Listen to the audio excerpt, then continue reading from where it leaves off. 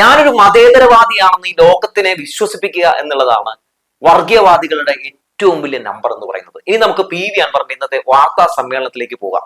ആ പ്രസ് മീറ്റിന് ഒരുപാട് പ്രത്യേകതകൾ ഉണ്ടായിരുന്നു. ഇന്ന് 27 മിനിറ്റ് നീണ്ടു നിന്ന പ്രസ് മീറ്റിൽ മുഴുവൻ എന്താണ് ഉയർന്നു കേട്ടത്? ഈ സർക്കാരിനെതിരെയുള്ള ഈ പിണറായി എന്ന് പറഞ്ഞുകൊണ്ട് നടക്കണ്ടായിരുന്നില്ല, അതിനെതിരെയുള്ള മാത്രം ആഞ്ഞടിക്കലായിരുന്നു PV അൻവറിന്റെ. വെക്കടാ വെടി, വെറും വ്യാജ ആരോപണങ്ങൾ, ഇതൊക്കെ കുത്തി നിറച്ച ഒരു വാർത്താ സമ്മേളനമാണ് ഇന്ന് കണ്ടത്. അതിൽ നിന്ന് ഒരു കാര്യം വ്യക്തമാണ്. എന്താണ്? ഇപ്പൊ സതീശനിസവും ഇല്ല, ആര്യാടനിസവും ഇല്ല, ഇപ്പൊ പിണറായിസം മാത്രം. റിയാസിനെതിരെയും മുഖ്യമന്ത്രിക്കെതിരെയും മുഖ്യമന്ത്രിയുടെ മകൾക്കെതിരെയും ഒക്കെ വളരെ മോശമായ രീതിയിൽ വ്യാജ പ്രചരണങ്ങൾ വാരി വിതറിക്കൊണ്ട് ഇന്ന് UDF വേണ്ടി വോട്ട് പിടിക്കാൻ വേണ്ടി നടത്തിയ ഒരു ഗംഭീര ഗീർവാണമാണ് ഇന്ന് നമ്മൾ അൻവറിന്റെ പ്രസ് മീറ്റിൽ കണ്ടത്. അൻവർ വേറൊരു കാര്യം കൂടി അതിൽ കാണിച്ചു കൊടുത്തിട്ടോ, അത് വേറൊന്നുമല്ല. അതായത് കടുത്ത വർഗീയത അൻവർ വേറെ രീതിയിൽ അങ്ങ് പറയുകയാണ്. ഞാൻ നേരത്തെ പറഞ്ഞില്ല, തുടക്കം ഇതിന്റെ ഒരു ഇൻട്രോ പറഞ്ഞില്ലേ, അതുപോലെ വിശ്വസിപ്പിച്ചിട്ട് പുള്ളി നൈസായിട്ട് നല്ല ഗംഭീരമായിട്ട് കുറെ വർഗീയത പറയുകയാണ്. അതായത് ന്യൂനപക്ഷ വോട്ടുകൾ, മുസ്ലിം ന്യൂനപക്ഷ, ക്രൈസ്തവ ന്യൂനപക്ഷ വോട്ടുകൾ കിട്ടാൻ വേണ്ടിയാണ് ഇന്നത്തെ ഈ പറയുന്ന ഒരു വാർത്താ സമ്മേളനം നടത്തിയത്. അത് ആർക്ക് കിട്ടണം? അത് UDF കിട്ടണം. മാത്രമല്ല ഈ സർക്കാർ അവർക്കൊക്കെ എതിരാണ് എന്ന രീതിയിൽ ഒരു പ്രതീതി സൃഷ്ടിക്കുകയും വേണം. അപ്പൊ അതിന്റെ ഭാഗമായിട്ട് മൂപ്പര് പറയുകയാണ്, ഈ ഷാജൻ സ്കറിയനൊക്കെ ഇതിലേക്ക് വലിച്ചെടുക്കുന്നുണ്ട്. അതുപോലെ തന്നെ ഈ ദ ഹിന്ദു ദിനപത്രത്തില് വന്നിട്ടുള്ള ആ ഒരു വ്യാജ വാർത്ത ഉണ്ടല്ലോ, അതിനെ കുറിച്ചും പറയുന്നുണ്ട്. എന്തായാലും PV അൻവറിന്റെ ആ ഒരു പ്രതികരണം കേട്ട ശേഷം ചിലതൊക്കെ പറയാനുണ്ട്. കേരളത്തിലെ മുഴുവൻ മതേതര വിശ്വാസികളെയും പൊതുസമൂഹത്തെയും ഞെട്ടിപ്പിച്ചുകൊണ്ട് അത്തരത്തിലുള്ള ഒരു പ്രസ്താവന ഹിന്ദു പത്രത്തിന് നൽകുന്നത്. ഇന്ന് ആ പത്രം ഉയർത്തിപ്പിടിച്ചുകൊണ്ട് കേരളത്തിന്റെ പൊതുസമൂഹത്തിന് മുമ്പിൽ ഒരു ജില്ലയാകെ, ഒരു സമൂഹത്തെയാകെ ഇതാ മുഖ്യമന്ത്രി വഞ്ചിച്ചുകൊണ്ട് ഇങ്ങനെ ഒരു പ്രസ്താവന കൊടുത്തിരിക്കുന്നു. എന്തായിരുന്നു അദ്ദേഹത്തിന്റെ ഉദ്ദേശം? അദ്ദേഹത്തിന് എന്താ കേരളത്തിലെ മലയാള പത്രക്കാരോട് ഇത് പറയാതെ പോയത്? ഡൽഹിയിൽ പോയി ഹിന്ദുവിന് പറയുമ്പം ഇന്ത്യ ഒട്ടാകെ ആ വാർത്ത വരും. അപ്പം മലപ്പുറം ജില്ല എന്തുകൊണ്ട് ഇങ്ങനെ? എന്താ കാരണം? അവിടെ ഭൂരിപക്ഷ മുസ്ലിം സമുദായമാണ്. ആ സമുദായമാണ് ഈ കള്ളക്കടത്തിന്റെ എല്ലാം പിന്നിൽ. അവരാണ് ദേശവിരുദ്ധ പ്രവർത്തനത്തിന്റെ പിന്നിൽ. BJPക്ക് ഒരു ആയുധം ഉണ്ടാക്കി കൊടുക്കുക എന്ന കരാറിന്റെ ബാക്കി പത്രമായിരുന്നു യഥാർത്ഥത്തിൽ ഡൽഹിയിൽ പോയിട്ട് ഈ പത്രസമ്മേളനം നടത്തിയത്. കേരളം ആകെ അവർ നെറ്റ്വർക്ക് സെറ്റ് ചെയ്തു. ഹിന്ദു പത്രം ഒരു ബസ് സ്റ്റാൻഡിലും ഒരു സ്ഥലത്തും ഒന്നാകെ വാങ്ങിക്കളയണം. അങ്ങനെ വാർത്ത മുക്കിക്കളഞ്ഞിരുന്നു. നിങ്ങളാരും അതറിഞ്ഞില്ല. പക്ഷേ അന്ന് വൈകുന്നേരം നടത്തിയ പൊതുസമ്മേളനത്തിൽ, കോഴിക്കോട് വെച്ച് നടത്തിയ പൊതുസമ്മേളനത്തിൽ, അപ്പോൾ എന്തായാലും UDF നേതൃത്വം ആ വിഷയം ഏറ്റെടുത്തതിൽ എനിക്ക് വളരെ സന്തോഷമുണ്ട്. ജനങ്ങൾ ഇത് മനസ്സിലാക്കാൻ കഴിയുന്ന വോട്ടർമാരും ജനങ്ങളുമാണ് നിലമ്പൂരിലുള്ളത്. എന്താണത് ഹിന്ദു ദിനപത്രത്തിൽ വന്നത്? കഴിഞ്ഞ 5 വർഷത്തിനിടെ 150 കിലോ കോടിയുടെ സ്വർണവും 123 കോടി രൂപയുടെ ഹവാലയും മലപ്പുറത്ത് നിന്ന് പോലീസ് പിടികൂടിയെന്നും കടത്തിയ സ്വർണവും ഹവാലയും രാജ്യവിരുദ്ധ പ്രവർത്തനങ്ങൾക്കായാണ് ഉപയോഗിക്കുന്നതെന്നും മുഖ്യമന്ത്രി പറഞ്ഞു എന്ന് പറഞ്ഞാണ് ദ ഹിന്ദു ദിനപത്രത്തിൽ മുഖ്യമന്ത്രിയുടെ ഒരു അഭിമുഖം വന്നതല്ലേ. പിന്നെ മുഖ്യമന്ത്രി ഒരു വിശദീകരണം ചോദിച്ച് രംഗത്തേക്ക് വരുന്നുണ്ട്. ഞാൻ അങ്ങനെ പറഞ്ഞില്ലല്ലോ, പിന്നെ എങ്ങനെ അത് അഭിമുഖത്തിൽ വന്നു എന്ന് ചോദിച്ച്. അപ്പോ ദ ഹിന്ദു ദിനപത്രം തന്നെ പറഞ്ഞത് ഇങ്ങനെയാണ്: ആ പരാമർശങ്ങൾ മുഖ്യമന്ത്രിയുടെ അഭിമുഖത്തിൻ്റെതായിട്ട് ഉൾപ്പെടുത്തിയതിൽ വീഴ്ചയുണ്ടായി, അതിൽ മാപ്പ് പറയുന്നു എന്ന് പറഞ്ഞ് ഒരു ഖേദ പ്രകടനം കൂടി എന്തായാലും ദ ഹിന്ദു ദിനപത്രം നടത്തുന്നുണ്ട്. എന്നിട്ട് ഇപ്പോ ആ വ്യാജ വാർത്ത, ഏത് ആ അഭിമുഖത്തില് മുഖ്യമന്ത്രി പറയാതെ എഴുതി ചേർത്ത ആ സംഭവം പൊക്കി പിടിച്ചുകൊണ്ടാണ് നമ്മുടെ PV അൻവർ ഇപ്പോ മാധ്യമങ്ങളുടെ മുമ്പിൽ ഇരുന്ന് ഇങ്ങനെ വർഗീയത പറയുന്നത്. ഇത് പക്ക വർഗീയതയാണ് മിസ്റ്റർ PV അൻവറെ. അതായത് ദ ഹിന്ദു ദിനപത്രം പോലെ നിഷേധിച്ച ഒരു വാർത്തയാണ് നിങ്ങൾ പൊക്കിപ്പിടിച്ചുകൊണ്ട് ഇപ്പോ എന്താ മുസ്ലിം ന്യൂനപക്ഷങ്ങളുടെ വോട്ട് അത് ആർക്ക് കിട്ടാൻ വേണ്ടി? UDF കിട്ടാൻ വേണ്ടി ഈ പണിയൊക്കെ കാണിച്ചു കൂട്ടുന്നത്. നിങ്ങളൊരു കാര്യം ശ്രദ്ധിച്ചോ? അതായത് ഈ ഒരു പ്രചാരണം അത് UDF ഏറ്റെടുത്തതിൽ വലിയ സന്തോഷമുണ്ട് എന്നാണ് PV അൻവർ പറയുന്നത്. മിസ്റ്റർ PV അൻവറെ, നീ എന്തൊക്കെ രീതിയിലുള്ള കളികൾ കളിച്ചാലും അതൊക്കെ പൊളിച്ചടക്കുക തന്നെ ചെയ്യും ആ നാട്ടിലെ ജനങ്ങൾ എന്ന കാര്യത്തിൽ യാതൊരു തർക്കവുമില്ല. പെൻഷൻ ഞാൻ അടക്കമുള്ളവർ പ്രസംഗിച്ച് 1000 രൂപയാക്കി ഉയർത്തുമെന്ന് പറഞ്ഞു. അത് ഉയർത്തി. ഓരോ മാസവും 100 രൂപ വർദ്ധിപ്പിച്ച് 10ാം വർഷത്തിൽ 2000 രൂപയിലേക്ക് എത്തണം. എത്ര രൂപയപ്പോ? 1600. 1900 ജനങ്ങൾക്ക് കൊടുക്കേണ്ട ഈ സമയത്ത് അതന്നെ പല ഘട്ടത്തിലാണ് കൊടുക്കുന്നത്. ഏറ്റവും നല്ലൊരു കാര്യം ആ ഗവൺമെന്റ് ചെയ്തതായിരുന്നു, ഞാനടക്കമുള്ളത്. ഒരു തർക്കമോ കാര്യത്തിലില്ല. അത് 2500 രൂപയും ആക്കണമെന്ന് വിശ്വസിക്കുന്നവനാണ്. ഈ 1600 കൊണ്ടൊന്നും ഈ ഒരു മനുഷ്യനും ജീവിക്കാൻ കഴിയില്ല. പക്ഷേ ആ പെൻഷനേഴ്സിനെയും വഞ്ചിച്ച് 1600-ൽ കൊണ്ടെത്തിച്ചിരിക്കുന്നു. ഇതിനെന്ത് വിളിക്കും? വഞ്ചന എന്ന് വിളിക്കാൻ പറ്റുമോ എന്ന്. പെൻഷൻ കൊടുക്കുന്നില്ല, പെൻഷൻ കുറച്ചുകൂടി ഉയർത്തണം, ഈ സർക്കാർ മനഃപൂർവ്വം ഉയർത്താത്തതാണ്, പെൻഷൻകാരെ പറ്റിക്കുകയാണ് എന്നൊക്കെ പറയുമ്പോൾ PV അൻവറെ തലമറന്ന് എണ്ണ തേക്കരുതെന്നാണ് പറയാനുള്ളത്. എന്തായിരുന്നു, എത്ര ആളുകൾക്കായിരുന്നു UDF ഭരിച്ചുകൊണ്ടിരുന്ന സമയത്ത് പെൻഷൻ കൊടുത്തുകൊണ്ടിരുന്നത്? ഒരു 600 ഉലുവയാ കൊടുത്തുകൊണ്ടിരുന്നത്. അത് 1600 ഈ സർക്കാർ വർദ്ധിപ്പിച്ചു എന്നത് മാത്രമല്ല, ഇപ്പൊ വീട്ടിലെ സ്ത്രീകൾക്ക്, വീട്ടമ്മമാർക്ക് പെൻഷൻ കൊടുക്കാൻ വേണ്ടിയുള്ള ഒരു നീക്കം കൂടി നടത്തുകയാണ്. ഏത് സർക്കാർ ചെയ്യും? ഏത് സർക്കാർ ആലോചിക്കും ഇങ്ങനെയൊക്കെ? അപ്പോ ഇങ്ങനെ ഓരോ ഗീർവാണങ്ങളൊക്കെ അടിച്ച് കണ്ടില്ലേ, പൈസ കറക്റ്റ് ആയിട്ട് കൊടുക്കുന്നില്ല എന്നൊക്കെ പറയുമ്പോൾ ഇപ്പൊ പെൻഷൻ കൊടുത്തുകൊണ്ടിരിക്കുകയാണ്. കടുത്ത സാമ്പത്തിക പ്രതിസന്ധിയിൽ കേന്ദ്രം ചവിട്ടി കൊല്ലാൻ കേരളത്തെ ശ്രമം നടത്തുമ്പോഴും അതിനേക്ക് അതിജീവിച്ചുകൊണ്ട് പെൻഷൻകാരുടെ കയ്യിലേക്ക് വെച്ചു കൊടുക്കുകയാണ് സർക്കാർ. അതൊക്കെ അൻവറൊന്ന് കാണേണ്ടതുണ്ട്. ഇവിടെ എത്ര ആളുകളാണ്? 62 ലക്ഷം ആളുകളാണ് ഈ പറയുന്ന പെൻഷൻ മേടിക്കുന്നത്. ഒരാൾക്കുമില്ലല്ലോ എന്നൊരു പരാതി. ഒരു മറിയക്കുട്ടിച്ചേർത്തിനെ പൊക്കി പിടിച്ചുകൊണ്ട് നടന്നില്ല എന്ന് പറയുന്ന ആള് ഏത്? ഇപ്പൊ എന്താണ് ഇപ്പൊ മറിയക്കുട്ടിച്ചേർത്തിക്ക് പറയാനുള്ളത്? ഇപ്പൊ ഒരു ആക്ഷേപമില്ലല്ലോ. അപ്പോ തിരഞ്ഞെടുപ്പ് അടുക്കുമ്പോ ഇതുപോലെ കുറെ മറിയ ചേട്ടത്തിമാർ, ഈ അൻവറിനെ പോലുള്ള കുറെ ആളുകൾ രംഗത്തേക്ക് വരും. പക്ഷെ വസ്തുത അത് പറഞ്ഞു മറിഞ്ഞും തന്നെ പോകേണ്ടതുണ്ട്. വഞ്ചനക്ക് നേതൃത്വം നൽകുന്ന വഞ്ചകനായ മുഖ്യമന്ത്രിയായി അദ്ദേഹം തുടരല്ലേ? എന്തായിരുന്നു UDF-നെ ജനം അധികാരത്തിൽ നിന്ന് താഴെയിറക്കിയപ്പോൾ നമ്മുടെ കേരളത്തിന്റെ അവസ്ഥ? പിണറായി സർക്കാർ നേരിട്ട പ്രതിസന്ധികൾ എന്തായിരുന്നു? നമുക്കെല്ലാം പറഞ്ഞു പോകാവുന്നേ. തൊഴിൽ നിയമന മരവിപ്പ്, പൊതുമേഖലയുടെ തകർച്ച, അടച്ചുപൂട്ടുന്ന പൊതുവിദ്യാലയങ്ങൾ, കാർഷിക വ്യാവസായിക രംഗങ്ങളിലെ മുരടിപ്പ്, വ്യാവസായിക നിക്ഷേപങ്ങളില്ലാത്ത സ്ഥിതി, ഗുരുതര സാമ്പത്തിക തകർച്ച, മൂലധന ചെലവിന് പോലും ഫണ്ടില്ലാത്ത തരത്തിലുള്ള വികസന മരവിപ്പ്, തകർന്ന റോഡുകൾ, അഴിമതി പാലങ്ങൾ, തൂണ് മാത്രമായിരുന്ന കൊച്ചി മെട്രോ, അല്ലെ, വേലി പോലും കെട്ടിത്തിരിക്കാത്ത മൺപാതയിലേക്ക് യുദ്ധവിമാനം കഷ്ടിച്ചിറക്കി ഉദ്ഘാടനം ചെയ്ത വിമാനത്താവളം, മണിക്കൂറോളം നീളുന്ന ലോഡ് ഷെഡിങ്ങും പവർ കെട്ടും, ഇവിടെ ഒന്നും നടക്കില്ല എന്ന് പറഞ്ഞ് കേരളം വിട്ട ദേശീയ ഹൈവേ അതോറിറ്റി, പരാതികൾ തീരാത്ത സർക്കാർ ആശുപത്രികൾ, ഇതൊക്കെ ആയിരുന്നില്ലേ അന്ന് LDF സർക്കാർ അധികാരത്തിൽ വന്നപ്പോൾ LDF സർക്കാരിനെ വരവേറ്റത്?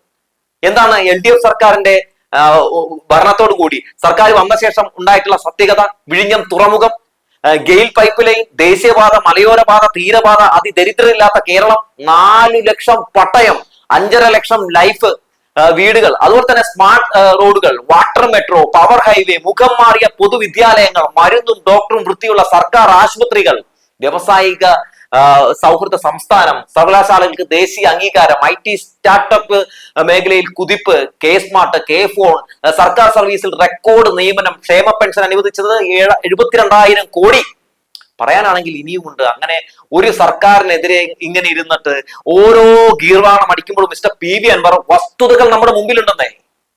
നിങ്ങൾ ആർക്ക് വേണ്ടിയാണ് ഇന്ന് ഈ വാർത്താ സമ്മേളനം നടത്തുന്നതെന്ന് നന്നായി തന്നെ നമുക്ക് മനസ്സിലാക്കാൻ സാധിക്കുന്നുണ്ട്. തീർന്നില്ല കേട്ടോ, വേറൊരു ഗംഭീര ഒരു അടികൂടി മൂപ്പര് നടത്തുന്നുണ്ട്. അതെന്താണ്?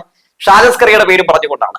നമുക്കറിയാം, ക്രൈസ്തവ ന്യൂനപക്ഷങ്ങളെയും അതുപോലെ തന്നെ ഈ പറയുന്ന മുസ്ലിം ന്യൂനപക്ഷങ്ങളെയൊക്കെ തമ്മിൽ അടുപ്പിക്കാൻ വേണ്ടി ഇറങ്ങിയിരിക്കുന്ന ഒരു ചെന്നായാണ് ഷാജസ്കറി എന്ന കാര്യത്തിൽ യാതൊരു തർക്കമൊന്നുമില്ല കേട്ടോ. അപ്പോ ആ ഷാജസ്കറിക്കൊപ്പം നിൽക്കുന്ന ഒരു സർക്കാരാണ് ഇവിടെ ഭരിക്കുന്നത് എന്ന് വരുത്തി തീർക്കാൻ വേണ്ടി ശ്രമം നടത്തുകയാണ്. ഞാൻ ഒരുപാട് കേസ് കൊടുത്തിരുന്നു, മൂപ്പരെ പൂട്ടിയില്ല. മാത്രമല്ല, പണ്ട് ഈ പറയുന്ന പോലെ പൂനെയിലെ ഒരു ഫാമില് പുള്ളി ഒളിച്ചിരുന്നപ്പോ ഞാൻ ഇൻഫർമേഷൻ ഒക്കെ പോലീസിന് കൊടുത്തിരുന്നു. അവിടെ എത്രനേക്കാൾ മുമ്പ് 6 ഇൻഫർമേഷനൊക്കെ അങ്ങ് കൈമാറി. അജിത് കുമാറിനും എനിക്ക് മാത്രമാവുന്ന രഹസ്യം അങ്ങനെ പുള്ളി അറിഞ്ഞു എന്ന രീതിയിലൊക്കെയാണ് PV അൻവർ പറയുന്നത്. സത്യത്തിൽ നിങ്ങളെ പെരുന്നുണയാണെന്ന് മുഖത്ത് നോക്കി വിളിക്കാം, ഉറപ്പായിട്ടും. ആ സമയത്ത് അദ്ദേഹം ലണ്ടനിലായിരുന്നു എന്നുള്ള കാര്യം ഇവിടെ എല്ലാവർക്കും അറിയാം. കാരണം പുള്ളി തന്നെ ലണ്ടനിൽ നിന്ന് വരുന്ന കാഴ്ചകളൊക്കെ ലൈവായിട്ട് പുറത്തുവിട്ടതൊക്കെ നമ്മൾ കണ്ടതാണ്. മാത്രവുമല്ല, ഈ PV അൻവർ കൊടുത്ത ഏതെങ്കിലും ഒരു കേസ് ഇയാളെ ഫോളോ അപ്പ് ചെയ്തു എന്നുള്ള കാര്യമാണ് നമ്മൾ ആദ്യം തന്നെ ആലോചിക്കേണ്ടത്. നോക്കൂ, Kunnathunad MLA advocate PV Sreenijin MLA ഈ പറയുന്ന പുള്ളിക്കെതിരെ കേസ് കൊടുക്കുന്നുണ്ട്, മറുനാടൻ ഷാജനെതിരെ. ഈ ഗീർവാണിസ്റ്റ് കാണിക്കുന്നത് പോലെ ഞാൻ ചെസ്റ്റ് നമ്പർ 1 ഒരു കേസ് കൊടുത്തു, ചെസ്റ്റ് നമ്പർ 2 വീണ്ടും കേസ് കൊടുത്തു. ഇങ്ങനെയുള്ളൊരു ഗീർവാണമൊന്നും ശ്രീനിജൻ അടിച്ചില്ല കേട്ടോ. ശ്രീനിജന്റെ കേസുമായി ബന്ധപ്പെട്ടുകൊണ്ടാണ് ആദ്യമായിട്ട് ഷാജസ്കറിയ അറസ്റ്റിലാകുന്നത്. ഷാജനൊപ്പമാണ് ഈ സർക്കാരെങ്കിൽ പുള്ളിനെ അറസ്റ്റ് ചെയ്യൂ? ഇല്ല. അപ്പോ വി അൻവർ വേറൊരു കളി കളിച്ചു എന്ന് എല്ലാവരും സംശയിക്കേണ്ടിയിരിക്കുന്നു. എന്താണ്? അതായത് ഷാജൻ സ്കറിയ അറസ്റ്റിലാകാതിരിക്കാനാണോ പോലീസ് ശ്രമം നടത്തിയെന്ന് എനിക്ക് തോന്നുന്നുണ്ട്. അങ്ങനെ അറസ്റ്റ് ചെയ്യപ്പെടാതിരിക്കുമ്പോൾ സ്വാഭാവികമായിട്ടും അങ്ങനെ വരുത്തി തീർക്കാൻ ഇപ്പൊ ഈ ചാപ്പ് കുത്താൻ എളുപ്പമുണ്ടല്ലോ. അതിനുശേഷം എത്രയോ തവണയാണ് ഷാജൻ സ്കറിയ അറസ്റ്റിലായത്. ഷാജന്റെ വാർത്തകളൊക്കെ എടുത്തു നോക്കിയിട്ടുണ്ടെങ്കിൽ ഈ ഇപ്പോ എന്താണോ വി അൻവർ പറഞ്ഞുകൊണ്ടിരിക്കുന്നത് അത് തന്നെയല്ലേ പുള്ളിയും പറഞ്ഞുകൊണ്ടിരിക്കുന്നത്. നിങ്ങൾ തമ്മിൽ എന്താണ് വ്യത്യാസമുള്ളത്? ഒരു വ്യത്യാസമുള്ള ഒരു നാണയത്തിന്റെ അകവും പുറവും എന്ന് വേണമെങ്കിൽ പറയാം വി അൻവറും ഷാജൻ സ്കറിയും. എന്നിട്ട് ഇവിടെ ഇരുന്ന് പറയുകയാണ് അങ്ങനൊന്നും അല്ല എന്നൊക്കെ പറഞ്ഞ് ഈ അവിടെ ആ ഒരു നിലമ്പൂരിലെ മുസ്ലിമുകളെയും അതുപോലെ ക്രൈസ്തവരെയും ഒക്കെ ഇളക്കി സർക്കാരിനെതിരെ നിർത്താൻ വേണ്ടിയുള്ള ശ്രമമാണ് നടത്തിയിട്ടുള്ളത്. എന്തായാലും ഈ പരിപ്പ് ഈ കാലത്തിന് വേവില്ല നമ്മുടെ വി അൻവറെ. എന്തായാലും വി അൻവറിന്റെ ഒരു രസകരമായിട്ടുള്ള പ്രതികരണം കൂടി വന്നിട്ടുണ്ട് കേട്ടോ, അതുകൂടി ഒന്ന് കാണാം. കേജ്രിവാളിനെയും സോറനെയും അറസ്റ്റ് ചെയ്ത് ജയിലിലടച്ചതിനേക്കാളും നല്ലത് ഒരു ചെങ്കൊടിക്ക് പിന്നിൽ ഒരു RSSന്റെ മുഖ്യമന്ത്രിയെ ഇരുത്താമെന്ന അവരുടെ തീരുമാനമാണ് കേരളത്തിൽ നടന്നുകൊണ്ടിരിക്കുന്നത്. ഇതാണ് വസ്തുത. ഞാൻ ദൈവത്തെ സാക്ഷിയാക്കിയാ പറയുന്നത്. അതിന്റെ ഭാഗമാണ് തൃശ്ശൂരിലെ പൂരം കലക്കുന്നത്. BJP നേതൃത്വം സാധിക്കാത്ത കാര്യം ഒരു ADGP അജിത് കുമാറിനെ ഇരുത്തിക്കൊണ്ട് മുഖ്യമന്ത്രി ഭംഗിയായി നടത്തി കൊടുത്തു. അപ്പോ മുസ്ലിം വിരുദ്ധത കഴിഞ്ഞു, ക്രൈസ്തവ വിരുദ്ധത കഴിഞ്ഞു. ഇനി ഈ സർക്കാരിന് ഹിന്ദുക്കളോടും കടുത്ത വിരുദ്ധതയാണ് എന്ന് വരുത്തി തീർക്കാനുള്ള നെക്സ്റ്റ് ചാപ്റ്റർ കൂടി പുള്ളി തുറന്നിരിക്കുകയാണ്. തൃശ്ശൂർ പൂരം കലക്കിയത് സർക്കാരാണ്. അത് MR അജിത് കുമാറിനെ വെച്ച് തകർത്തു. ഈ പറയുന്ന പോലെ ആകം നശിപ്പിച്ചു.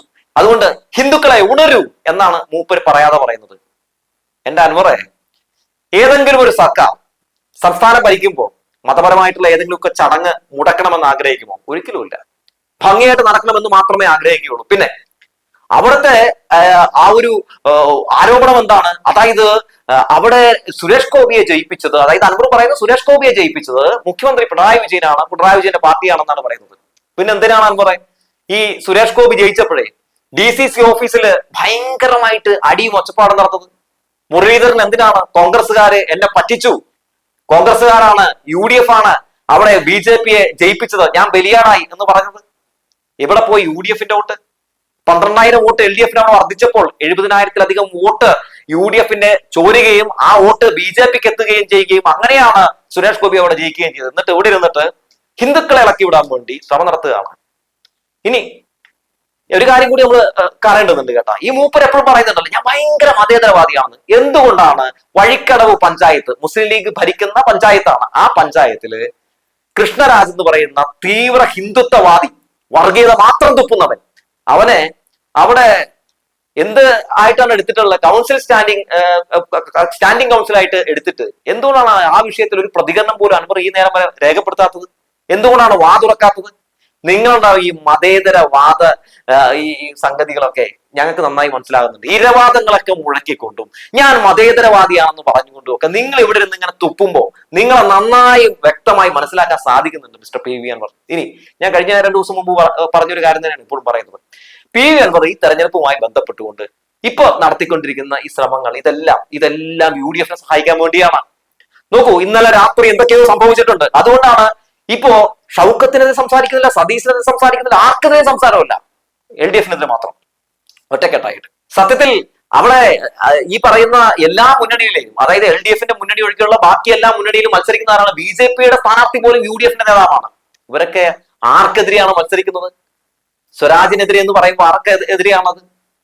അതായത് സംഘപരിവാറിനെതിരെ പോരാടുന്ന ഒരു പാർട്ടിയോടാണ് ഇവർ മത്സരിച്ചുകൊണ്ടിരിക്കുന്നത്. സംഘപരിവാറിനോട് കൈ കോർത്തുകൊണ്ടാണ് ഇവരെല്ലാവരും മത്സരിച്ചുകൊണ്ടിരിക്കുന്നത്. നമ്മൾ കണ്ടുകൊണ്ടിരിക്കുകയല്ലേ നിലമ്പൂരിൽ. അതിനെ ചെറുത്ത് തോൽപ്പിക്കുക തന്നെ ചെയ്യും എന്നുള്ള കാര്യത്തിൽ യാതൊരു തർക്കവുമില്ല. ഇനി ഈ PV അൻവറിന്റെ പ്രചാരണ പരിപാടി കണ്ടപ്പോഴേ ഞാൻ ഇന്നലെ ഒരു കാര്യം പറഞ്ഞിരുന്നു.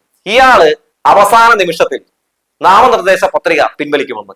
ഇന്നിപ്പോ ചോദിക്കുന്നുണ്ട് എന്താണ് പ്രചാരണ പരിപാടികളിലേക്ക് ഇന്നത്തെ എന്താണ് ലിസ്റ്റുകൾ, എന്തൊക്കെയാണ് കാര്യങ്ങൾ എന്ന് ചോദിക്കുമ്പോൾ PV അൻവർ ഒരു കാര്യം പറയുന്നുണ്ട്. അതുകൂടി ഒന്ന് കാണാം. അതുകൊണ്ടാണ് ഞാൻ ഫ്രീ ആയിട്ട് എന്നെ നിങ്ങളാണ് എപ്പോഴും ചോദിക്കും, രാവിലെ വിളിച്ചിട്ട് എന്താണ് സ്ഥാനാർത്ഥിന്റെ ഷെഡ്യൂൾ എന്നൊക്കെ ചോദിക്കണ്ടല്ലോ. എനിക്ക് എന്ത് ഷെഡ്യൂൾ? ഒരു ഷെഡ്യൂളും ഇല്ല. ഞാൻ ജനകീയ കോടതിയിലേക്ക് വിട്ടു. പാവപ്പെട്ട ജനങ്ങൾ അവിടെ വോട്ട് ചോദിക്കുന്നുണ്ട്, അവർ പരസ്പരം കാര്യങ്ങൾ പറയുന്നുണ്ട്. ഞാൻ പെരുന്നാൾ കഴിഞ്ഞിട്ട് ഇങ്ങനെ വരും നാട്ടുകാരെ കാണാൻ. ജനങ്ങളൊന്ന് കാണണമല്ലോ. എനിക്കൊരു ബേജാറുമില്ല, ഒരു ഷെഡ്യൂളും ഇല്ല. ഇതാണ് വസ്തുത. കേട്ടല്ലോ എന്തുകൊണ്ടാണ് PV അൻവർ ഇങ്ങനെ പറയുന്നത്? അതായത് ആ ഒരു തിരഞ്ഞെടുപ്പിനെ വളരെ ഗൗരവത്തോടെ കാണുന്ന ഒരാളാണെങ്കിൽ സ്വാഭാവികമായും ആ തിരഞ്ഞെടുപ്പിനെ ഈ രീതിയിലല്ലല്ലോ നേരിടേണ്ടത്. അപ്പോ ഇന്നത്തെ ദിവസം എവിടെയൊക്കെ പോകണം, എന്തൊക്കെ പ്രചാരണ പരിപാടികൾ നടത്തണം എന്നതിനെ പറ്റി ഒരു ഐഡിയയും ഇല്ലാത്ത ഒരാളാണ് ഇവിടെ വന്നിരുന്ന് ഈ വാർത്താ സമ്മേളനം നടത്തുന്നത്. അതിനർത്ഥം എന്താണ്? അയാൾ ആരെയോ സഹായിക്കാൻ വേണ്ടി വന്നിരിക്കുന്നതാണെന്ന കാര്യത്തിൽ ഉറപ്പാണ്. ഞാൻ ഇന്നലെയൊക്കെ പറഞ്ഞതുപോലെ അവസാന ഘട്ടത്തിൽ നാമനിർദ്ദേശ പത്രിക പിൻവലിച്ചുകൊണ്ട് ഇയാള് നടത്താൻ പോകുന്ന ഒരു കച്ചവടമുണ്ട്. ആ കച്ചവടം നമ്മൾ തിരിച്ചറിയേണ്ടതുണ്ട്. എന്തായാലും പി വി അൻവറെ, നീയല്ല, നിന്റെ പോലുള്ള 10,000 അൻവർമാർ LDF-നെ തകർക്കാൻ, സ്വരാജിനെ തോൽപ്പിക്കാൻ ശ്രമം നടത്തിയാലും നിലമ്പൂരിലെ മതേതര വിശ്വാസികൾ അവർ ഇതിനെയൊക്കെ ചെറുത്ത് തോൽപ്പിക്കും. വർഗീയതയെ മതനിരപേക്ഷത കൊണ്ട് എടുത്ത മണ്ണാണത്. ആ മണ്ണിൽ നിന്നാണ് നീ ഇമ്മാതിരി തോന്നിവാസം പറഞ്ഞുകൊണ്ട് ഇങ്ങനെ കിടന്ന് ആറാടുന്നത്. നിന്റെ ആറാട്ട് ആ നാട്ടിലെ ജനങ്ങൾ പൊളിച്ചടക്കുമെന്ന കാര്യത്തിൽ ഒരു തർക്കവുമില്ല എന്ന് പറഞ്ഞു വെച്ചുകൊണ്ട് നിർത്തുകയാണ്.